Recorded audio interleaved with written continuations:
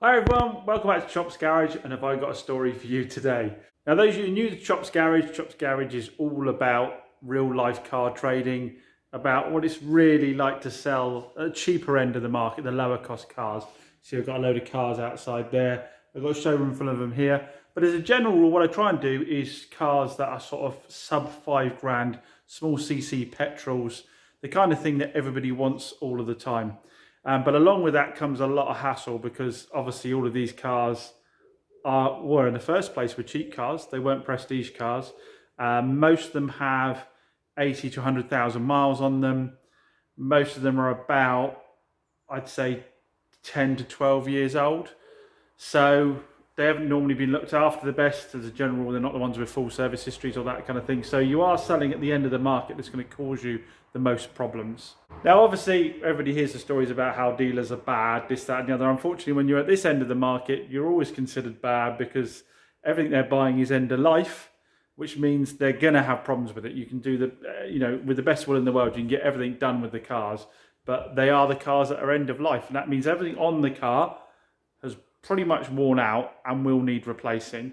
So you've got to be, although you've got to buy them with a budget, you've got to allow for the fact you are going to have to do some repairs sometimes. So on to today's story. So those of you that follow me regularly will know that when you get complaining messages or emails, they always seem to come in very late at night. I don't know if someone's had a frustrated day, they wait until the very end of the day and it's built up and then decide this is the time I should email the dealer, or whether they just kind of don't really want any confrontation and think if they send it late at night that no one's going to see it till the morning, and then they're not going to get the confrontation. Or perhaps they want to send it late so that when they don't get a response until the middle of the next day or whatever, they can say that the dealer hasn't bothered responding to me, that I don't know what the motivations are behind it. But it always seems to happen that way.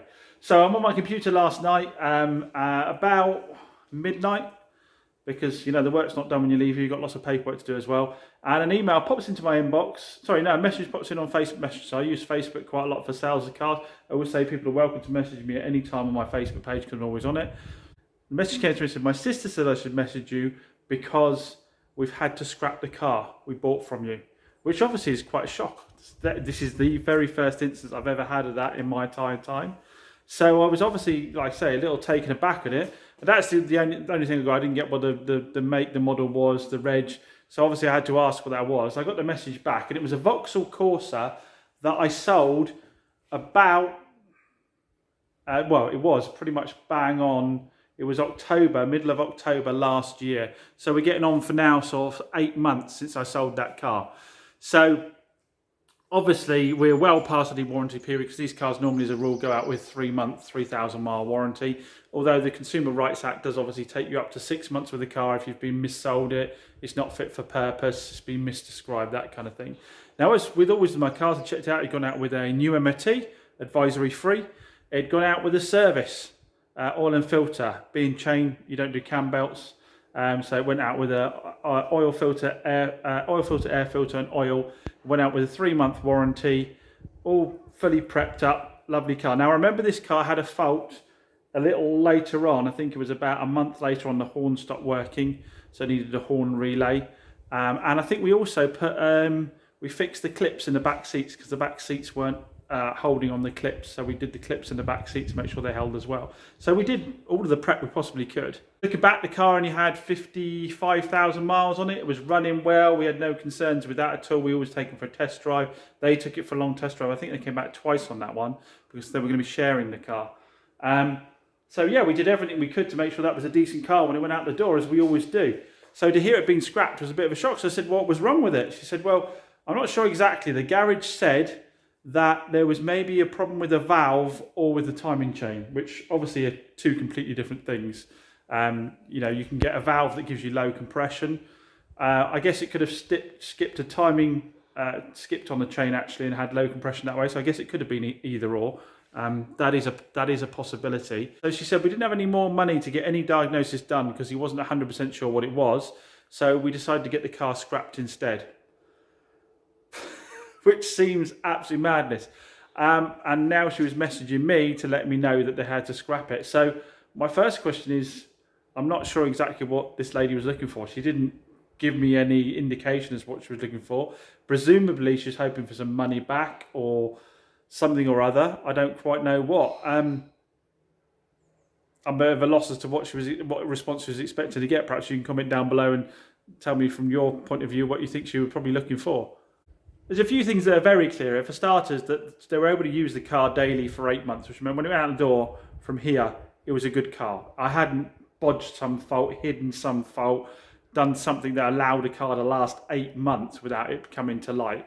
So it was clear that when the car left here, that fault didn't exist. And obviously under law, that's the law. Up to 6 months, I have to prove whether the fault pre-existed. After 6 months, they have to prove it pre-existed. I think it was clear to everybody that with the use of the vehicle, so it's been shared by 2 people, both doing commuting runs each day, that car was a good car when it went out the door. It was fine. What's happened to it now? Well, I'll never know. That's the mad thing about it. Had the car been here and they hadn't scrapped it, we could have had a look at it. I've got mechanics that work for me very cheaply. I could have worked out a deal on, if it was timing chain or even a valve. They're both things that could have been done at relatively low costs, far cheaper than scrapping the car and buying a new one. I could have had them work with them and do a really good deal. I got the parts at trade, all that kind of stuff, found out what the fault was. But I'm never going to have that opportunity. Why on earth you'd scrap the car without letting me have a look at it first? I'm not entirely sure. So all I can say is, I said to her, I'm really sorry to hear that. I'd like to have had the opportunity to have a look at it. I'd like to have the opportunity to help you fix it. I said, what you do have to bear in mind with that car was, even though it's, for a Corsa that's high miles, it's 52. Corsas don't seem to last particularly long. I will say that. We've seen me have problems with Corsas at 30,000 miles. But the thing with it is everything on that car, even though it was a 2010, I don't think I've clarified that, 2010 with about 50,000 miles on. Even though the mileage was lower, everything on the car is still, 12 years old, 13 years old. So it's all well past end of life. The manufacturers warranty you to about, 5 years, 7 years at best.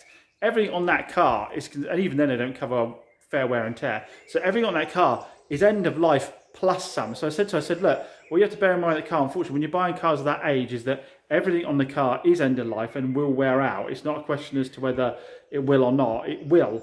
It's just as to when it is. And obviously we prepare them as well as we can to send them out the door, but it's always going to need work. He said to me the other day, he said, look, as a dealer, you want your cake and eat it. You want to sell these cars and never have to do any fixes on them. And I thought that was quite a good analogy, because in reality, what's happening here is someone's going into the baker's and saying, I want a cake that is big enough, expensive enough, fancy enough that I can have a slice of it every day from now on for the next year, whatever. And the baker's going, well, yeah, that's okay. I can do like a really fancy fruit cake that'll last that long, last forever and a day, and it's going to be $1,000.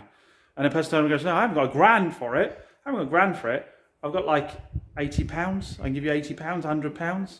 And the baker gets a smaller cake out, and he says, well, you can have this one, but I can't guarantee you can have a slice of it every day and how long it'll last you.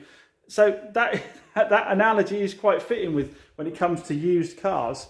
If you're buying stuff at 20 grand brand new, fair play, you should expect it to last for a good long period of time.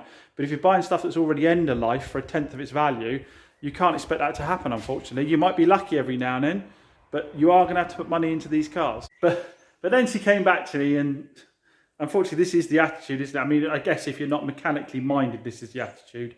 She said, I knew it was a wrong one when we had to get the horn done, when the horn failed. And I was like, and she said, oh yeah, and we were just about to take it in before this problem, take it in because the washers stopped working on it. And actually that's what led me to say to her, unfortunately, none of those things make it a bad car, it's just that it is end of life. And as much as I would like to warranty them forever, I can't. 3 months is fairly generous on a very old car, 6 months is, very generous. To get into 8 and 12 months on a car that is, even considered by the manufacturer at the end of its life, is too much of an expectation, to be honest. Plus, we don't know what people do with these cars after they're left here, how they drive them, whether they're keeping an eye on coolant levels, whether they're keeping an eye on oil levels, that kind of stuff. We've got no idea if that's going on at all, have we? Really no choice but to end the conversation saying, look, at the end of the day, I say if you still had the car, I'd look to try and help you get it repaired at a low cost, even though, like I say, I'm well past my obligations under law. But, I want to try and help somebody if I can. I said the only other best thing I can do is if a part exchange comes in, I can let you have a cheap deal on it. But unfortunately, again, if I let you have a super cheap deal on the car, I then can't warranty it for any problems you might have. So you might be back to square one kind of thing. So comment down below, what are your thoughts on it? Perhaps you think I'm all bang out of order, and a 2010 car that she drives for 8 months, I should still be responsible if it suddenly forms some fault that I guess we're never going to know what it was, because we're never going to get a chance to check the car out. But that is that's the reality of daily dealing with cars.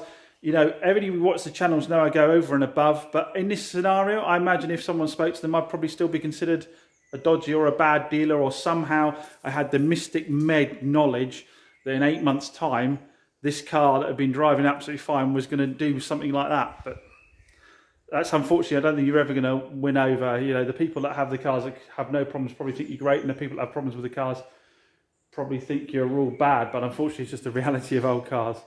Anyway, thanks as always for watching the videos and for my ramblings. And if you want to hear more about the real life trade, make sure you hit that subscribe button down below. Catch you on the next one.